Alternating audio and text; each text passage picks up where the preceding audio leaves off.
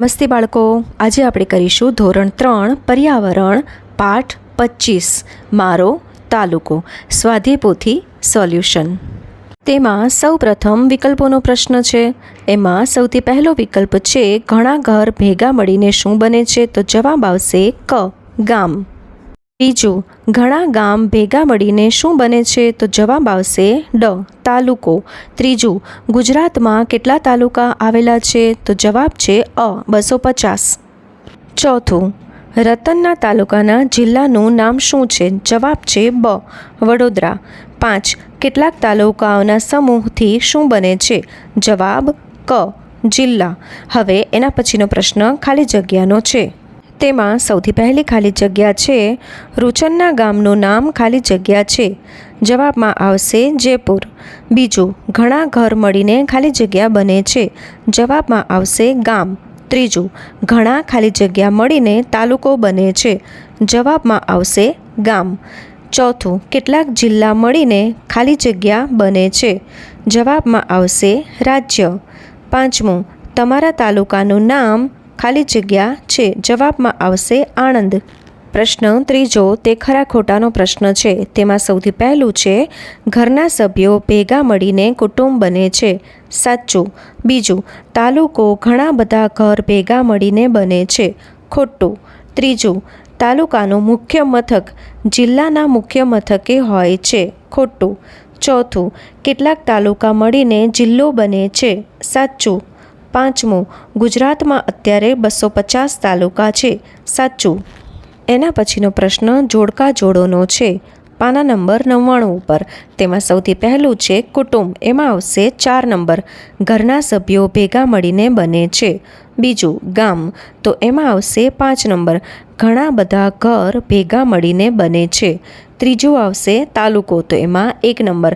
ઘણા બધા ગામ ભેગા મળીને બને છે. ચોથું, જિલ્લો. તો એમાં આવશે 2 તાલુકાઓનો સમૂહ મળીને બને છે. એના પછીનો પ્રશ્ન છે કે તમારા ગામની આસપાસના ગામના નામ લખો. તો અહીં મેં લખ્યું છે મદનપુરા, બાકરોડ, મોગરી, ગામડી.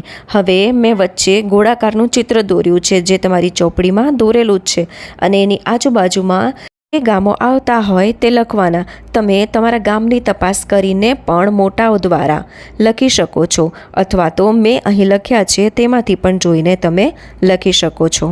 હવે ત્યાર પછીના પ્રશ્નમાં છે કે તમારા તાલુકાની આસપાસના તાલુકાના નામ લખો. તમે તમારા ગામની આસપાસના તાલુકાના નામ પણ લખી શકો છો. અહીં મેં લખ્યું છે એ જોઈને પણ તમે લખી શકો છો. ત્યાર પછી આપણે કરીશું પ્રશ્ન 7.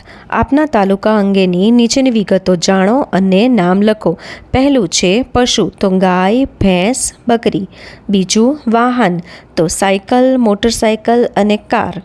પછી ધાર્મિક સ્થળો. તો લાંભેલ હનુમાનજી મંદિર. પછી બીજું વૈજનાથ મહાદેવ મંદિર અને ત્રીજું શ્રીરામનું મંદિર. પછી નીચે છે ત્રીજામાં જોવાલાયક સ્થળો. તો જોવાલાયક સ્થળોમાં પહેલું છે અમૂલ ડેરી, બીજું ફ્લોરા ગાર્ડન અને ત્રીજું બિંદુ સરોવર. આ બધી વિગતો તમે અહીં દર્શાવી છે એ પ્રમાણે લખી શકો છો. હવે આપણે કરીએ પ્રશ્ન 8. પ્રશ્ન 8માં તમારા ગામની આસપાસના ગામ અંગે વિગતો જાણો અને લખવાની છે. તો તે તમે તમારી રીતે પણ લખી શકો છો અને અહીં મેં આપી છે એ રીતે પણ લખી શકો છો. હવે આપણે જોઈશું પ્રશ્ન 9. બાળકો, પ્રશ્ન 9માં તમારા તાલુકાની આસપાસના તાલુકાઓના ગામોમાં તમારા સગા સંબંધી રહેતા હોય તેની માહિતી લખો. અહીં મેં એક ઉદાહરણ તરીકે કોષ્ટક આપેલું છે. જો તમને તમારી રીતે આવડતું હોય તો લખી શકો છો, નહીતર પછી આમાંથી જોઈને પણ લખી શકો છો. તો હવે આપણે કરીશું પ્રશ્ન 10. 1-2 વાક્યોમાં ઉત્તર લખો. તેમાં પહેલું છે ગામ કેવી રીતે બને છે? જવાબ, ઘણા બધા ઘર મળીને ગામ બને છે. બીજું, તાલુકો કેવી રીતે બને છે? જવાબ, ઘણા બધા ગામ મળીને તાલુકો બને છે. ત્રીજું, જિલ્લો કેવી રીતે બને છે? જવાબ, કેટલાક તાલુકાના સમૂહથી જિલ્લો બને છે. ચોથું, તમારું ગામ તમારા તાલુકામાં કઈ દિશામાં આવેલું છે? જવાબ, મારું ગામ મધ્ય પૂર્વ ભાગમાં આવેલું છે. પાંચમું, તમારો તાલુકો કયા જિલ્લામાં છે? જવાબ, મારો તાલુકો આણંદ જિલ્લામાં છે. છઠ્ઠું, તમારા તાલુકાના કયા યાત્રાધામમાં સૌથી વધુ યાત્રાળુઓ આવે છે? જવાબ, મારા તાલુકાના આણંદમાં અમૂલ ડેરીમાં સૌથી વધુ યાત્રાળુઓ આવે છે. સાતમું, તમારા તાલુકામાં કયા કયા સ્થળે મેળા ભરાય છે? જવાબ, અમારા તાલુકામાં લાંભવેલ, બોરિયાવી, નાપા, પેટલાદ ગામે મેળા ભરાય છે. આઠમું, મેળામાં તમને શું જોવું ગમે છે? જવાબ, મેળામાં મને રમકડાં ખરીદવાનું અને ચકડોળમાં બેસવાનું ગમે છે. 9, તમે કયા કયા મેળામાં જોયા છે? જવાબ, મેં હનુમાનજી મંદિર, શ્રીરામજી મંદિર, વૈજનાથ મહાદેવ મેળા જોયા છે. 10મું, તમારા તાલુકામાં કયા કયા પશુઓ જોવા મળે છે? જવાબ, મારા તાલુકામાં ગાય, ભેંસ, બકરી, ઊંટ, ઘેટાં, બળદ, કૂતરા વગેરે જોવા મળે છે. આગળ વધતા પહેલાં બાળકો જો મારી ચેનલ પર નવા હો તો લાઇક અને સબસ્ક્રાઈબ ચોક્કસથી કરી દેજો, જેથી આવા પાઠ અને સ્વાધ્યાય પોથીના પ્રશ્ન જવાબના વિડીયો તમને મળતા રહે. ચાલો હવે કરીએ આપણે પ્રશ્ન 11. તમારા તાલુકામાં કયા કયા વાહનો જોવા મળે છે?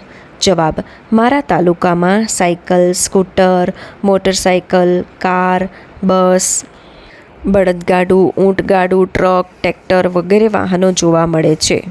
પ્રશ્ન 11નો પહેલો, તમારા તાલુકાના નકશામાં છે તે પૈકી કયા કયા ગામ તમે જોયેલા છે?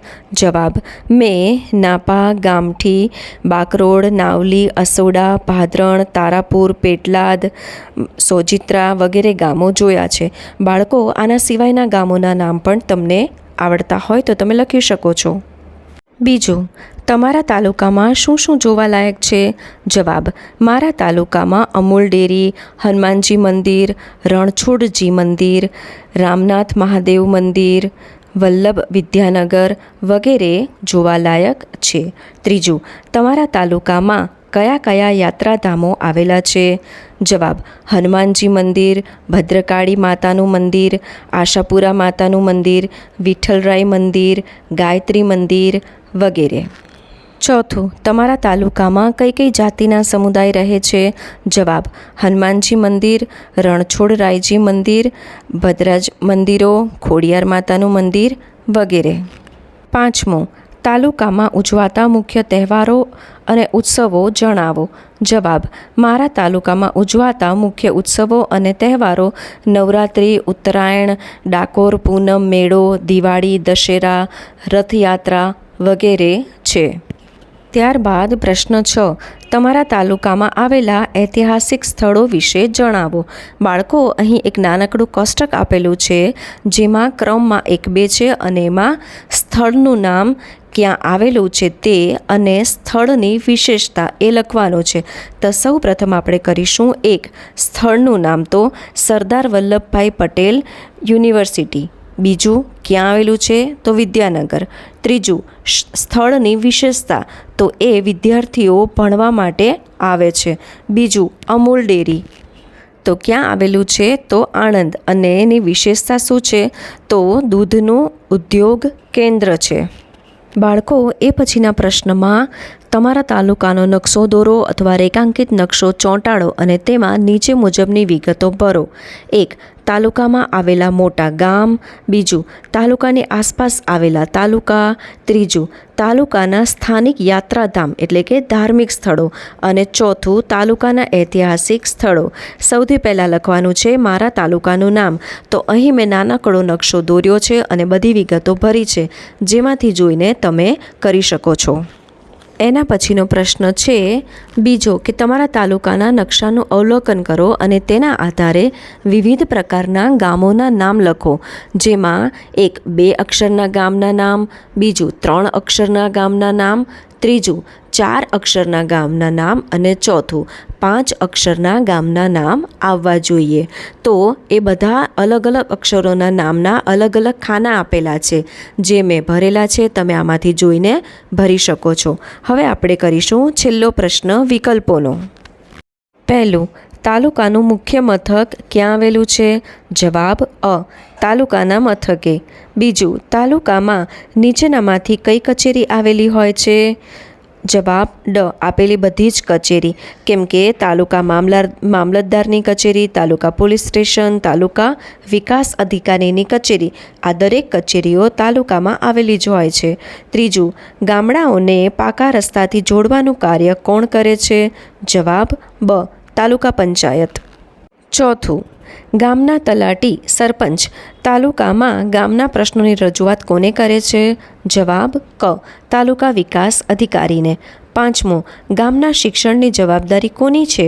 જવાબ અ ગ્રામ પંચાયતની. બાળકો, આપણો આ પાઠ અહીં પૂરો થાય છે. મારી ચેનલને જો લાઇક અને સબસ્ક્રાઈબ ના કરી હોય તો ચોક્કસથી કરજો, જેથી પાઠ અને સ્વાધ્યાય પોથીને પ્રશ્ન જવાબના વિડીયો તમને મળતા રહે. એ સિવાય તમને ભણવામાં કેવા વિડીયોની જરૂર હોય છે એ પણ તમે મને કમેન્ટ બોક્સમાં જણાવી શકો છો. આપણે ફરી મળીશું. આવજો.